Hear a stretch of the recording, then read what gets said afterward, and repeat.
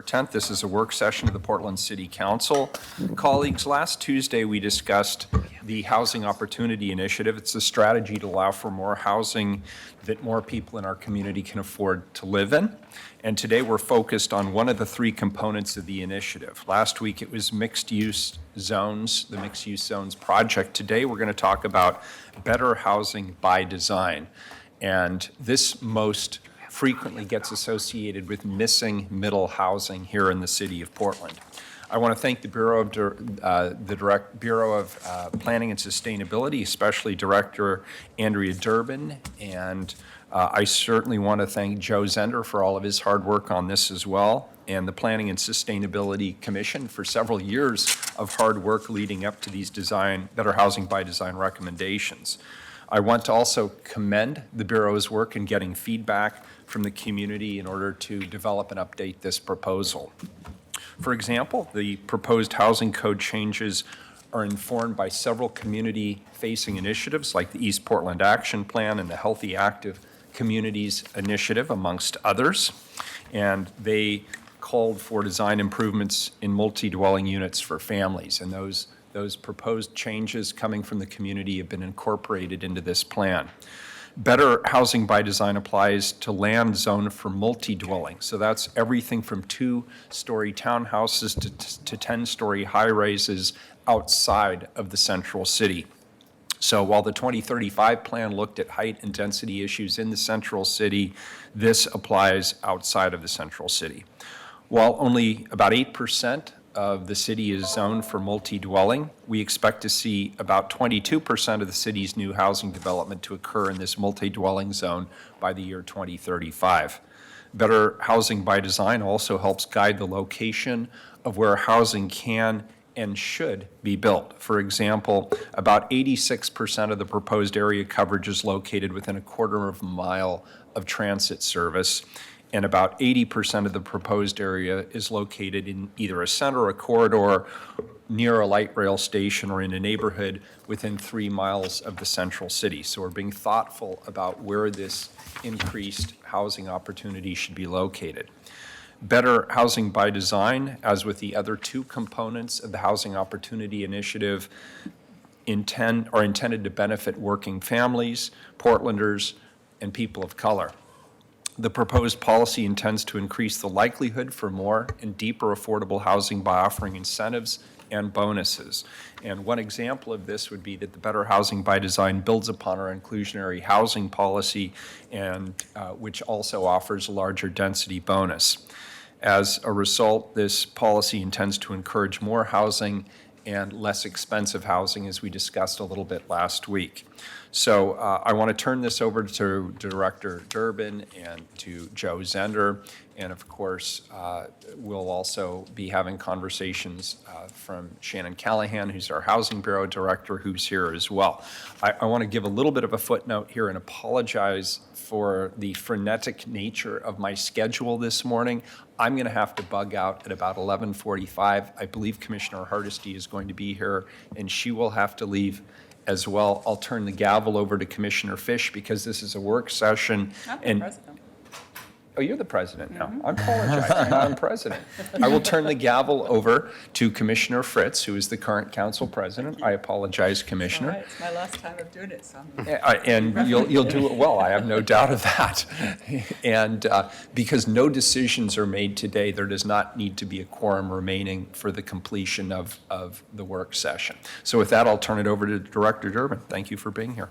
Thank you, Mayor and Commissioners. Good morning. Thank you for the time today to dive deeper into our proposed changes that BPS and the Planning and Sustainability Commission are recommending for the city's multi-dwelling zones as part of the overall Housing Opportunity Initiative. Thank you as well for the discussion last week's work session and some of the questions you raised. Commissioner Fish, we appreciate your recommendation to invite Housing Bureau with us today, and I'm very happy to have Director Callahan here to answer any questions that come up during today's session. We'll also be joined by Denver Garter from PBOT, so thank you for being with us today. Commissioner Fritz, the maps should be complete, and we thank you very much for the conversations. So Better Housing by Design is a set of zoning code updates that will provide the city developers and home builders with tools to build wider range of housing options across the city's multi-dwelling zones. It will not solve our housing crisis alone, but it will be another important tool in our toolkit. The direction that we set today for what types of housing we choose to allow in our neighborhoods will have an impact for decades to come.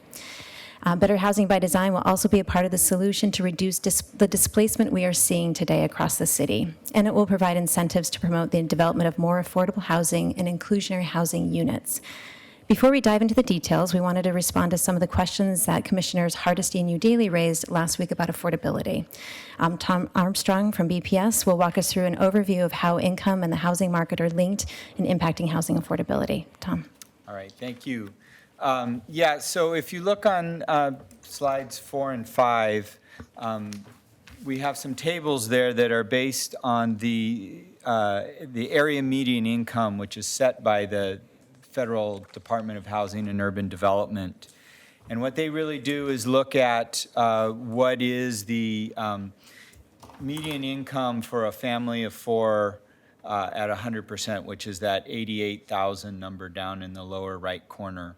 And from there, they figure out, based on household size, what the different income levels are. And so if you look at the one column to the left, the 80%, what is considered a low-income category, you see the range of incomes going from $40,000 to $70,000, which is based on the household size. So a one-person household earning $40,000 is considered at the 80% income level.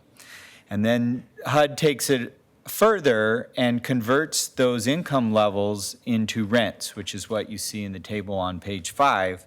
And they do this for affordable housing programs that sets a maximum rent that's based on the measure or the standard that a housing cost burden, including utilities, should be 30% of income.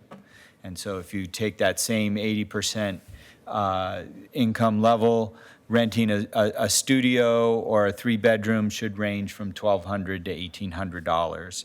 And in generally a 2-bedroom unit is for a 3-person household, and a 3-bedroom unit is for a 4-person household. The other part of what in the real world, what's really driving affordability, our affordability crisis, is household incomes. And what you see in this chart, it's the employment change, and this is for the whole state of Oregon, but it plays out in the region as well, that, since the recession, we have generated a lot of high-wage jobs, some low-wage jobs, and we're just starting to recover our middle-wage jobs. And for this graph, a middle-wage job is something that pays on the order of $35,000 to $50,000 a year. And so what that means in terms of housing pressure is that since 2008, the region has added 70,000 households earning more than $100,000. So there's a lot of high-income, high-wage jobs being generated in this region, and that begins to show up in our housing costs and housing prices. And if you look on page 7, this is a graph of home sales in Portland. We're now looking just in Portland now. Of home sales under $400,000, which is generally affordable to a household earning about $100,000, which again is about 120% of the median income. And as you can see, houses in this range are increasingly hard to find. And what we've done with the map on the right is broken up the city into 3 broad general market segments. Generally the inner neighborhoods, which are close to the central city, north to about Killingsworth, east to about Cesar Chavez. And in general, if you see the dark line at the bottom of the graph, there's almost Can I ask you a question? Because no houses in that available in Let me that ask you a range. question on Yeah. slide 6. So you just gave a statistic, which is fairly astounding. Did you say 30,000 people have moved here since 2008, earning more than 100,000? Did you say that, or did I I miss? said 70,000 households have moved to the region or have grown in the region, Okay. earning more than 100,000. Okay, and as I look at the chart on the left then, okay, so that is high wage. What is high wage on the chart on page 6? That would be jobs earning more than $50,000. That's greater than 50, okay. So one thing that gets complicated is you have jobs and you have households. Sometimes it's hard to tease out whether those households have one earner So or I'm trying to two earners. reconcile what you just said with that chart. So this chart shows that the employment change is approximately 100,000. And is that individuals? or is Those are that household? individual jobs statewide. Okay, so if there's 100,000 individual jobs statewide, how can there be 70,000 households since 2008? So I think it's a combination of two earner households at a lower income level, but also that I think if you look at most of the job growth coming out of the recovery has been in the Portland region compared to the rest of the state. And that's been one of the things, is that the rest of the state has lagged. Okay, in so these if I job use growths. that 70,000 people increase in the region since 2008 with household income greater than 100,000, is that the right way to Yes. state that? Yeah. What is the source of that statistic? That is work that we did using the ACS data, that BPS has done using the ACS data. Okay, thank you. Yeah, An ACS stands for. American Community Survey. Okay. So back to the slide 7, what this is showing is that, and these are detached single-family home sales in the various market segments. So we have the inner neighborhood out to Cesar Chavez.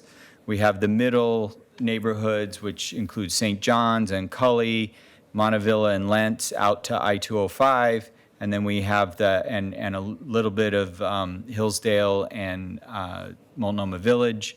And then we have the outer neighborhoods in East Portland and far southwest. And you can see from the 3 lines on the charts that the number of homes for sale under $400,000 is shrinking.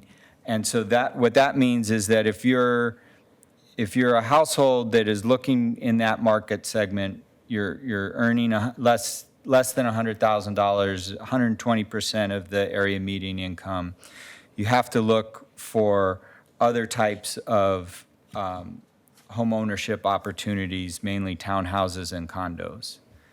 And then we have for you today one example, which Before you is turn on. the page, could I Yeah. just ask, presumably there's different reasons for the few homes in different parts of the city. So in Southwest, although there's a lot of single-family zoning, they're all going to be selling for over 400,000. But then in East Portland, there are fewer sales because there's mostly multifamily there. Is that right? Yeah, we were looking at that yesterday as to why there isn't more of the opportunity in that price range in East Portland. And I think that is one factor in it, is that there is a lot of multifamily out in East Portland. I also think that the single-family homes that are out there, especially the detached homes, tend to be on larger lots, which is going to raise the value. Right. There's a lot of opportunity in townhouses and attached houses for ownership out in East Portland, but that don't show up in this graph. But we're not sure, but we suspect that that's what's driving the lack of that type of opportunity out there. So just one example of what Better Housing by Design can do to address this issue in terms of creating more ownership opportunity. This is an example off of the North Interstate in an area that has multi-dwelling zoning today. It has RH zoning, which is one of our higher density zones. This was a single-family home that sold for $205,000 in 2013, and in its place was a 6-unit condo building. In 2015, these 2-bedroom, 900-square-foot units sold for about $265,000. Today, they go for about $330,000, which again is affordable in that $100,000 to $120,000 median income level, or about $94,000 when you think about down payment and mortgage and condo fees. Today in this neighborhood, single-family homes are going for about $400,000 to $500,000, and new single-family homes are $700,000 and up. What was the So- square footage of the little house that sold? The previous house, I don't know, but we could get that information. Because one of the concerns I have is that we found in some of the projects we've done in northeast Portland that families don't want to live in 800 square foot homes. And so I'm really concerned about taking a home that a family could live in and making it into maybe a double income, no kids, or I think whatever. the issue that we're struggling with is that those homes, that home in 2013 is at risk, and one way or the other. And that what we're seeing is that it doesn't remain. It can become a 6-unit condo, or it can become a $700,000 home, new home. And that's sort of the challenge that we're faced with, is that small house at $205,000 is not a static commodity there.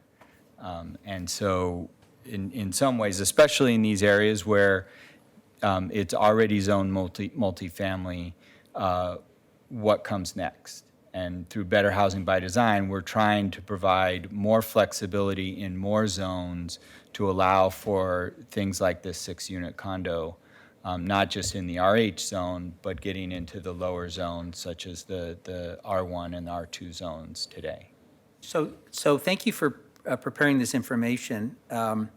It was noted that this was in response to questions from 2 colleagues that are not present today. So I'll channel my inner Chloe and actually just, I'm glad the housing director is here, because when I look at the chart on page 4, it's very unsatisfactory to me that we constantly refer to median family income as a percentage, because no one knows what it means. And I'm the guiltiest person in this room, so I'm not pointing fingers. But it's very unsatisfactory because no one knows what we're saying. When you plug in the number, which is helpful, it starts to humanize it, but still, most people don't carry around a calculator, and they're not going to sort of start dividing things by minimum wage or whatever and try to figure it out. So the missing piece for me, which would be helpful, is a cheat sheet that has the MFI, as you have, the income limits, and then, and I've seen this before, I think you may even have it, then examples of professions that fit the narrative. So in this chart, we're talking about people who are full-time minimum wage workers. We're talking about nurses. We're talking about entry-level firefighters. We're talking about police officers. We're talking about a second-year teacher. So they all fit in here depending on household size. And I think it would be helpful to go one step further and put the human face on the data, because that the public will follow that. I mean, all of us will follow that. And the truth is, we all forget what the MFI limits are unless we have steel trap memory. But it's easier to say, 60% is full-time service worker. Maybe if they're lucky, because 36,000 is actually more than full-time minimum wage. Right. But whatever. So that's the piece I would ask you to add, so that we can start humanizing the discussion a little more.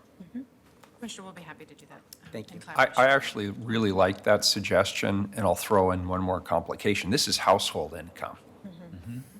So it could be that you have two lower income wage earners who are bringing in the same amount as one higher wage incomer in a one-person household. So it gets even more complicated. But I agree with Commissioner Fish that sometimes this gets very esoteric very quickly, and we need to bring it back to people and common sense so people understand what it is we're talking about. Yeah. Yeah. Okay. Turn things over to Bill. Bill. All right, I'm Bill Cunningham, Project Manager for the Better Housing by Design project, and I just wanted to give a bit more detail, providing an overview about what's proposed as part of the Better Housing by Design recommended draft. And starting with slide 10, I just wanted to remind people as to where the multi-dwelling zones are, because that's pretty critical to what we're proposing. Just to remind people, it's a pretty small percentage of the city's land area, but they're in locations close to services, close to transit, where our policies talk about expanding housing options. It's a pretty key role in terms of the location. Moving on to 11, just wanted to give you a heads up as to what I'll be providing an overview of. There are a lot of proposals, and we group them into basically 4 general categories plus some historic district provisions, and they really touch on important comprehensive plan policies such as housing diversity and affordability, outdoor spaces and green elements, building design, East Portland package, and again, the historic district provisions. Moving on to the next slide, 12, you've seen this slide before, just reminding you that really a core part of the proposal is to regulate primarily by the size of the building with more flexibility for what happens inside the building. And that would provide opportunities not so dissimilar perhaps from some of our historic buildings, which are not allowed by current code in most of our multi-dwelling zones. So a key thing, and this will be something you'll hear about a lot in testimony, is allowing more units on sites, but we are regulating primarily by scale. The next slide provides an overview of the 4 primary zones that are a focus of the project. We're proposing a rename all the multi-dwelling zones, going from a RM1, which is the smallest scale, to a bigger number representing bigger scale. Could you go RM4. back for one moment? Sure. So tell me what's happening here under the courtyard apartments. Explain that to me. What that is showing is these are courtyard apartments. They're pretty small scale. They're 2 stories. It's not uncommon, but they exceed the maximum densities we currently have in most of our multifamily zones. So that's 8-plex and the courtyard apartment building. Those would only be possible to build in about 8% of our multi-dwelling zoning. So even though the current R2 zone is intended for a 2 to 3-story scale, those exceed the maximum density. And so our proposal would be to regulate by scale so that you could do townhouse type development, or you could do these small apartment buildings or courtyard apartments in our smaller scale just to be zones. clear, because as somebody looks at the picture of the courtyard apartment and then they look at what's below under the proposed, they're going, well, that's not a courtyard apartment. That Right. looks like that's- an 8-plex. the So what you're really talking, that is FAR that you're talking about there? correct. You could, this was for the sake of You could simplicity. allocate it differently through your architecture. It could still be a courtyard, or it could be a different configuration. Yes, very much so. We have other provisions that are intended to encourage courtyard type configurations. Okay, and I just want to make sure as people look at these charts, they're not looking at architecture. They're looking Correct. at floor area ratio. They're looking at the box. Right. And just to clarify, for those of you familiar with the residential infill project proposal, that in that lower line basically stops at the 4-plex arrangement as proposed currently. And the multi-dwelling zones allow beyond the 4-plex scale. So in the top line, for example, the 8-plex and the courtyard apartments would still not be allowed, even with the residential infill single-dwelling proposals. You would have to go to the And multi-dwelling I would just zones. encourage us, as we continue to solicit feedback from the public and engage with the public, that we make it crystal clear that these are not proposed architectural renderings. Because Correct. people, normal people, when they see this, they freak out. because they see these big boxy elements and they wonder, is this what you're actually proposing be built next door to my home?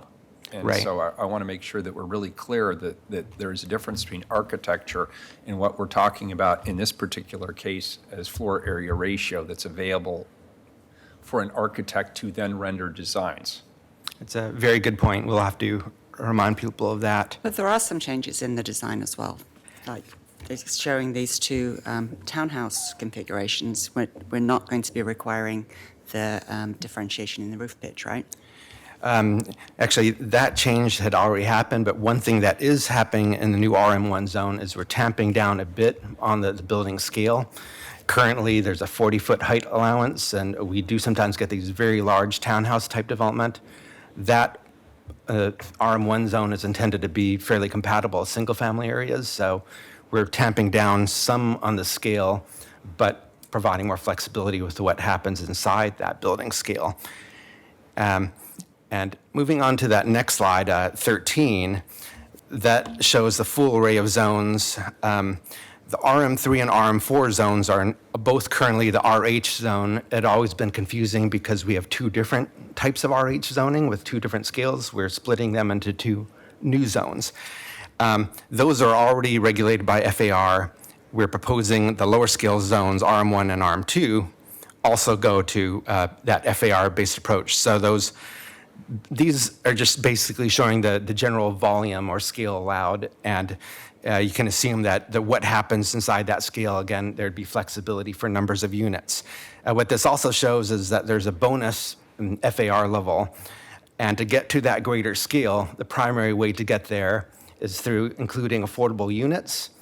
There also are ways to get there through transfers of development rights from sites that are preserving historic structures or preserving large trees.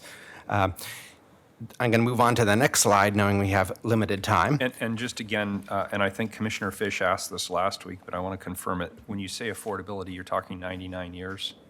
It What are you talking about? varies. The next table will okay. allow I'll that to stop be then. clarified. Never fails. Thank you. Sure. There it is. The next slide breaks it out a bit more. And that middle column is showing what gets you to that basic 50% increase to the FAR. And one thing we're proposing is to increase the inclusionary housing bonus from the current 25% increase to 50%. And that's in alignment with what we already provide in the mixed-use zones and is intended to really help with the feasibility of including affordable units as part of projects.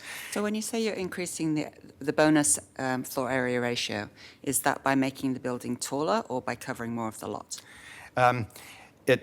Well, actually, the height limits would stay the same. So in the RM1 zone, it's a 35-foot or 3-story scale, and it's a 50% building coverage limit. But basically, these bonuses would allow you to fill up that envelope. So covering more of the lot? No. Although you're still limited to a 50% building coverage in that RM1 zone, for example. You can't increase the height and you can't increase the lot coverage. How do you get more? If you look on page 13, and if you look at the left-hand column, the base FAR, and you see the dashed line above the building outlines, Yeah. that's the maximum height allowed. And at, say, you take the RM1, at 1-to-1 FAR, you can see how that 1-to-1 fits inside that height and that lot coverage envelope.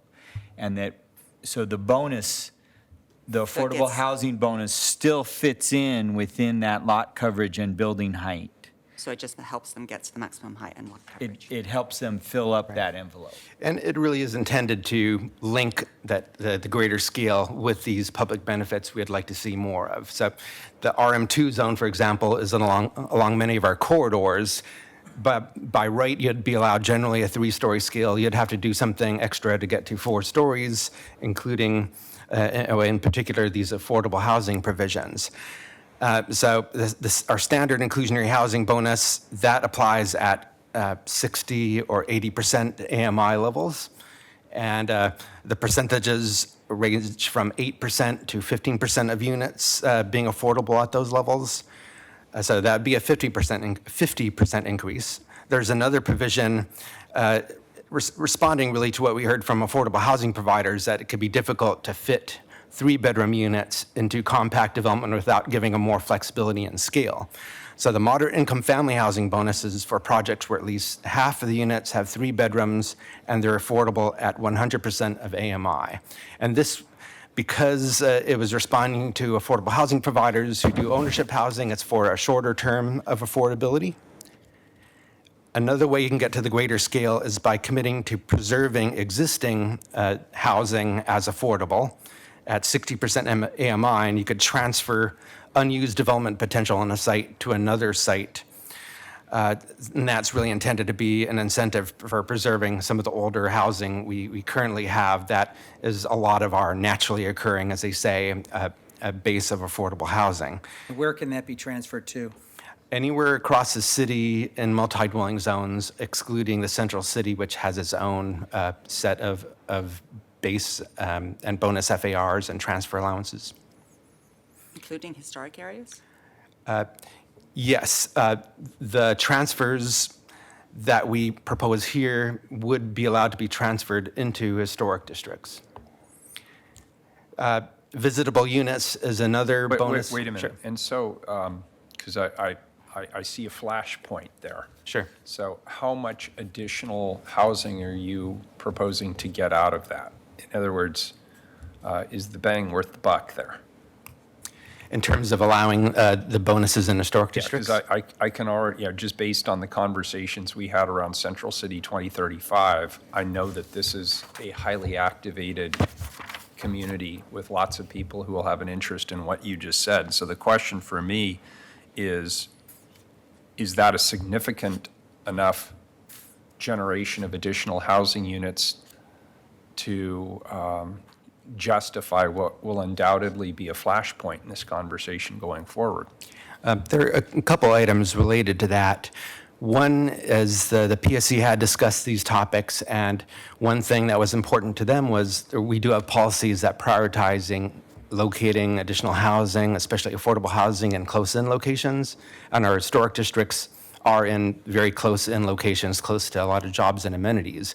Another component, which I was going to touch on a bit later, is that in the biggest scale multi-dwelling zones, we are proposing what could be described as right sizing, so that we're tamping down somewhat in the scale in historic districts so that we still provide bonuses for affordable housing, but it's within the general scale of our historic districts. May I ask one more question, just related to this same subject? So assuming for the moment that we agree to that strategy, even within the historic districts, would they be able to transfer beyond the height limitations that are currently proposed? No. In fact, any transfers would be limited to that 50% limit, and you couldn't end up with more than a 1-to-1 FAR increase. One thing to bear in mind, too, is our current regulations allow a 100% increase in scale from transfers of FAR into historic districts. We're actually tamping down on how much you could transfer into historic districts. It's generally going to be a 50% increase at most compared to the current 100% increase allowance. What percentage of the area of the city is in historic districts? I don't have the specific figures. It's pretty small. I would say somewhere about 5%. It's not a huge percentage. Yes, It's a larger percentage of our higher density zones, places like the Northwest District and Kings Hill. I think they have something like 36% or so of our highest density zones. And we get appeals to council of people wanting to build to the maximum height, and the Historic Commission has said no. Yep, So I think that's probably Just want to do a time not something check. we would want to allow by right. We're going to lose Ted in about 10 minutes. This was, I think, scheduled till noon, is that right? Correct. So I have to leave at noon as well. So I think we can cover the next 16 pages in 25 minutes. Very good conversation, though. I'm learning a lot, but I just want to keep us on track. I am not the president of the council, but I am a future president of the council, so I'm projecting into the future. I'm not trying to usurp any authority. I'm going to have us jump forward to. Could I just make a comment Sure. on outdoor spaces? I just want to bring to my colleagues' attention the concern I have that it requires either private or common outdoor space, so I would like to see both. And then also it requires, some units are going to get private outdoor space and some would not. So I'm really concerned about that. For instance, the upper floors might have balconies, but the lower floors wouldn't necessarily have a patio. So it's something that I brought to the staff's attention when we was briefed on this, and potentially planning and sustainability could weigh in again. Or, I mean, what is the process of what comes to council? Are you going to just bring what the Planning and Sustainability Commission recommended, and we make amendments? Yes. Yes. Okay. We can always remand things back to the commission if there's a very specific question that we have and we'd like them to toy with it or have a public meeting on it. We could, or We can else we could certainly just do change that. it. I'm going to just jump forward in the interest of the theme we were just discussing about historic districts to slide 24. And this relates to those high-density zones. As I mentioned, some of our highest density zones outside the central city are in some of our close and historic districts, especially the Northwest District and Kings Hill. And our policies call for two things related to this. It calls for zoning that's compatible with historic districts, but also talks about prioritizing housing growth and affordable options close to our opportunity areas. What we're proposing on slide 25 is to what could be called right-sizing the zoning. The scale proposed for the highest density zone, which would be RM4, had a base FAR of 4-to-1 going to a 6-to-1 FAR through things like inclusionary housing. And there was a lot of concern from Landmarks Commission and others that they would not be able to approve something like that on the basis of their compatibility criteria. But they didn't want to have to be the ones who said no to things intended to facilitate affordable housing. We're proposing in that biggest scale RM4 zone to bring the scale down to a base of 3-to-1 and a bonus of 4.5-to-1 FAR, achievable by any larger building of 20 or more units that's subject to IH. And that was seen as really keeping the scale in alignment with the general scale of historic districts. We did a close analysis of taking an inventory of existing larger historic buildings, and slide 26 shows that general range of scale for the larger historic buildings in those historic districts with that larger scale zoning. And they're typically in a range generally of about that base to bonus FAR range of 3-to-1 to 4.5-to-1. So we saw this as an approach that's intended to both balance historic preservation policy objectives with providing real incentives that can be used for projects that include affordable housing. So is it correct to say that Northwest Portland has the densest housing in the city? My understanding is outside the central city, Northwest Portland has the densest housing in the city, and I think the Goose Hollow area where Kings Hill is pretty close to it. Well, and they're slated for a number of high-rise towers, which are going to make it even more dense. Right. So the compromise that the commission has proposed is the one that's circled in yellow. And does raising the FAR to 4.5-to-1 risk the historic designation? My understanding in talking to Brandon Spencer Hartle, our historic preservationist, is no, it would not. You still have the Landmarks Commission being given the purview to review projects. Context. Right, and we did accumulate evidence indicating that a 4.5-to-1 FAR is in alignment with the scale of historic buildings in those areas. I see. So it's not going beyond what you actually already have historically. Just wanted to very briefly highlight some of the other elements. We're also shifting where the zoning applies. The RM4 zone is that biggest scale zone. RM3 is somewhat smaller scale. And originally, we were proposing something that just takes exact same mapping that you have for current multifamily zoning. Page 27 is showing that Northwest 21st was the dividing line. The bigger scale zoning was to the east, and lower scale was to the left. But when we analyzed what's there, we found that the bigger buildings are clustered down towards Burnside, between Gleason and Burnside, on both sides of 21st. We're shifting the bigger scale zoning to correspond to that historic scale in that southern portion of the district. and the northern portion of the district, which is marked by smaller scale buildings going to that somewhat smaller scale RM3 zone. We're proposing something similar in the next slide with Kings Hill, where that blank area in the lower right is actually single-family zoning, and some of the smaller properties where the historic buildings are no more than 2 to 3 story scale, we're shifting into the smaller RM3 zone, so all in that dashed circle area. While outside the boundaries of the historic district, which are the heavy dark line, we're proposing to upscale to RM4, which actually corresponds to what the Central City Plan District assigns generally in scale for that area. So there's a little bit of right sizing there as well, downscaling in some of the smaller properties with historic buildings, upscaling just outside the district. Bill, we should shift to Yeah. East Portland street connections and allow Denver a chance to add in, please. Yeah, thank you. Just to go back for East Portland, and this is an important segue for Denver's work.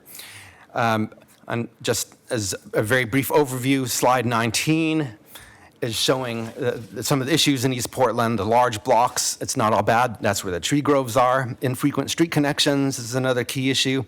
And we're proposing to address some of these issues in both zoning code approaches as well as through street connectivity approaches.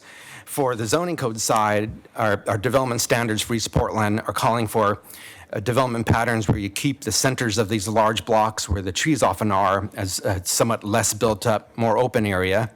And we also have provisions that would require sites to be large enough to accommodate outdoor space and to fit in needed connections when possible. We partnered with PBOT on this because we knew that improving the outcomes in East Portland was not just about zoning code. It was about trying to get street connectivity in an area where we do not have street connectivity and haven't been achieving it even in our higher density So are those areas. currently easements or right-of-ways? What are they? Typically, They're developable lots?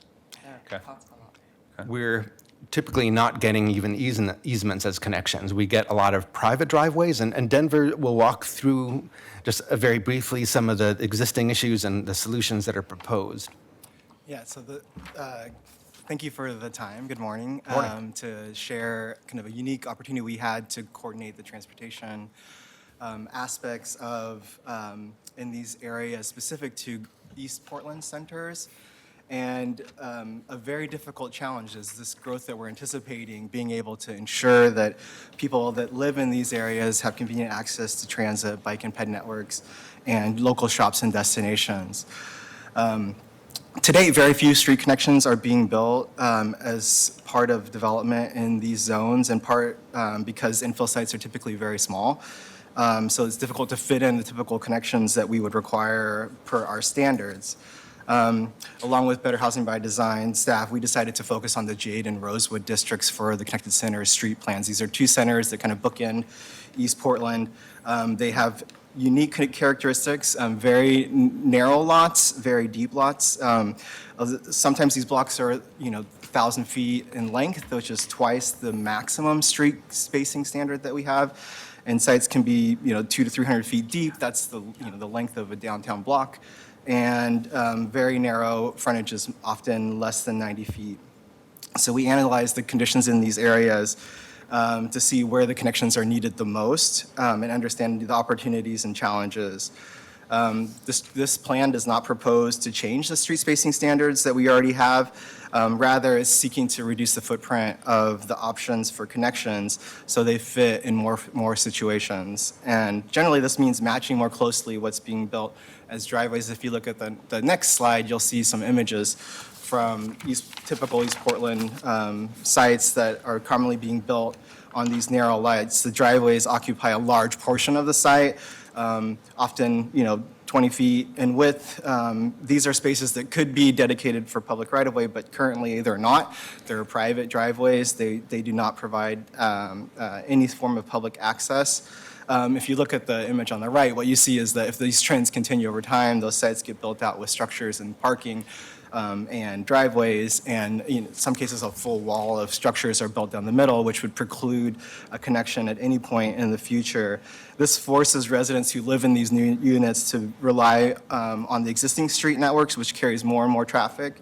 The lack of convenient and attractive walking routes and bicycling routes forces a greater reliance on driving, which more burdens for parking and barriers to accessing transit, even as our population is increasing in these sites. This makes for very poor walking environments that would affect neighborhood livability for generations to come.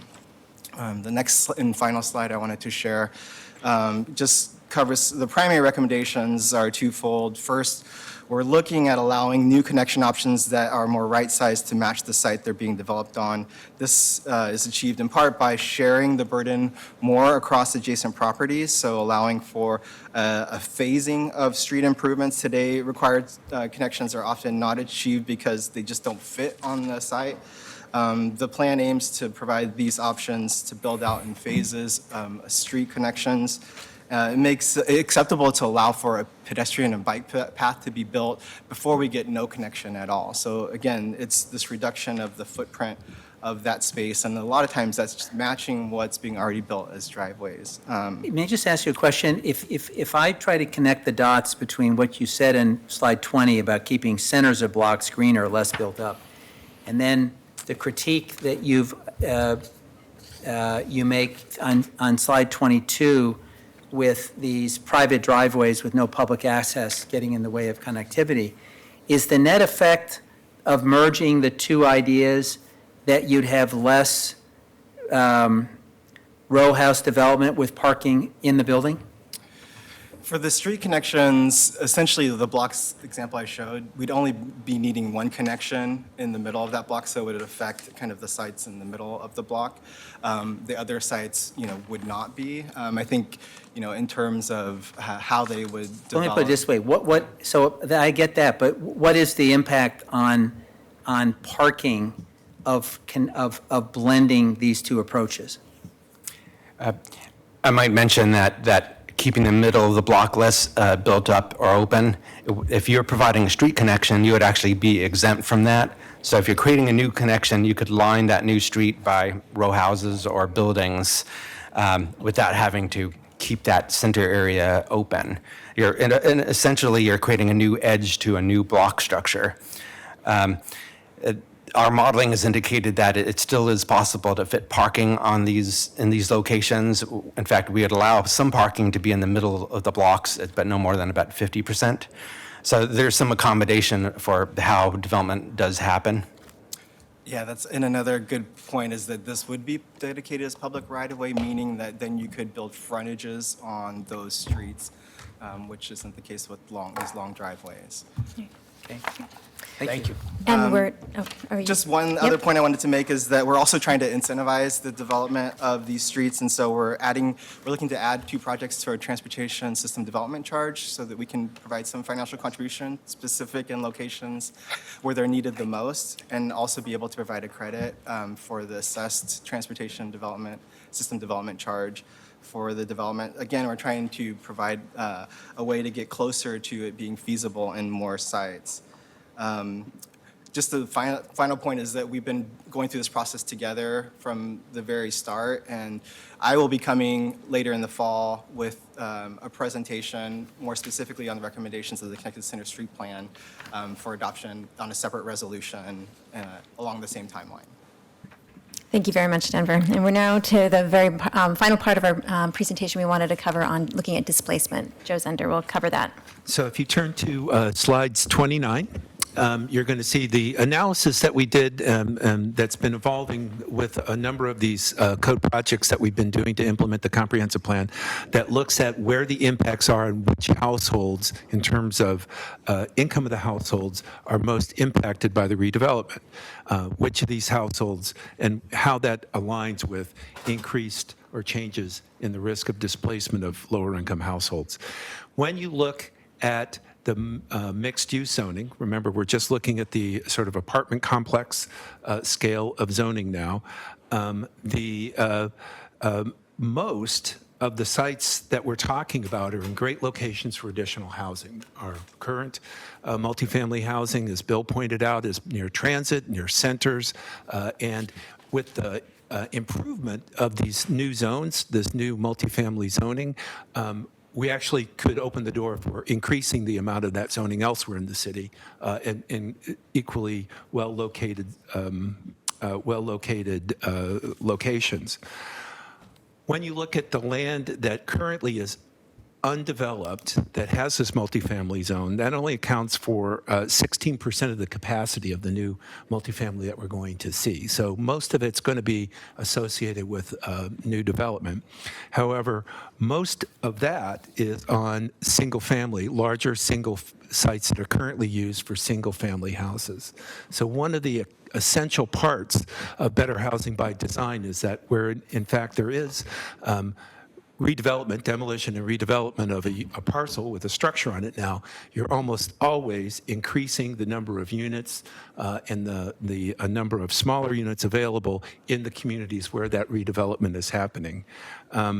And when we look at those single-family houses that are zone multifamily, 60% of those sites are owner-occupied. So once again, to the extent that a single-family resident is impacted, an owner-occupant is actually there to be able to participate in some of the upside of the redevelopment of the property through the sale of the property. But the specific properties that are specific households that are most impacted are lower-income renters of those single-family houses and residents of older apartments that are small buildings on large sites. So they're basically underdeveloped older apartment buildings. So what's the population you estimate? The population. You've identified the categories, so how many people are at risk? We know that, we believe that for those multifamilies properties, it's about 10 to 24 sites, about 67 units. That's the turnover. But each of those sites is going to produce at least, we believe that redevelopment of whatever portion of those sites is going to get redeveloped will produce marginally more units. And to the extent that those are buildings large enough to trigger inclusionary housing, they'll include affordable, like program affordable housing in those buildings So you're as saying well. that the displacement risk is 67 households?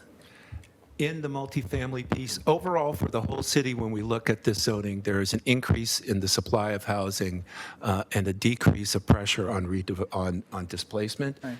When we look specifically at the lots, though, that might get redeveloped, there could be lower-income households on those that could be impacted, and that's I see. the scale that we're talking about here.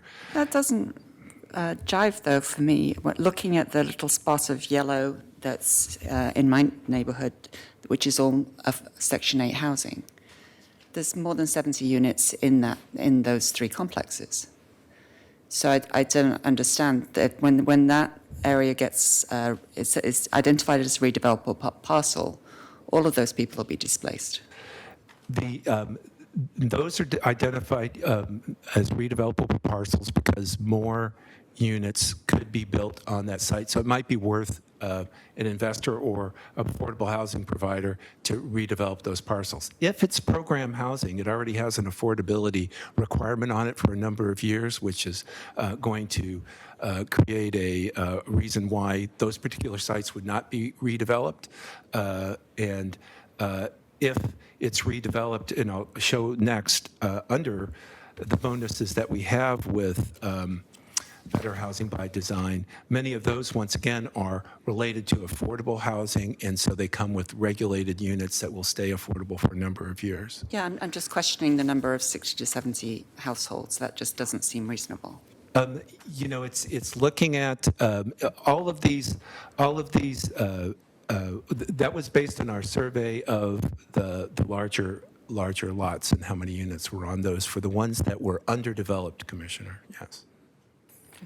And I would say, at least with respect to Section 8 vouchers, you've got extensive federal regulations, and you've got predictable income stream.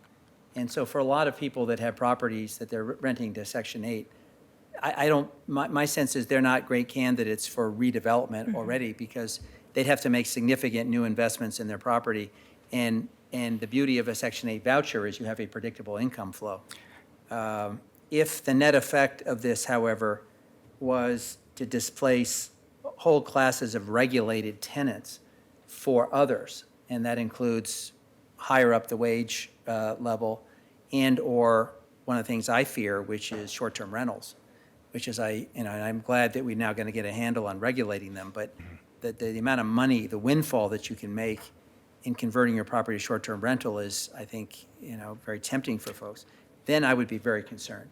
And I think Joe, not speaking for Commissioner Fritz, but I think she and I would both need to be reassured that the displacement risk doesn't unduly focus on people who currently are in regulated units. I just might mention that the analysis that was done was not really showing much of an increase in likely redevelopment of existing apartments.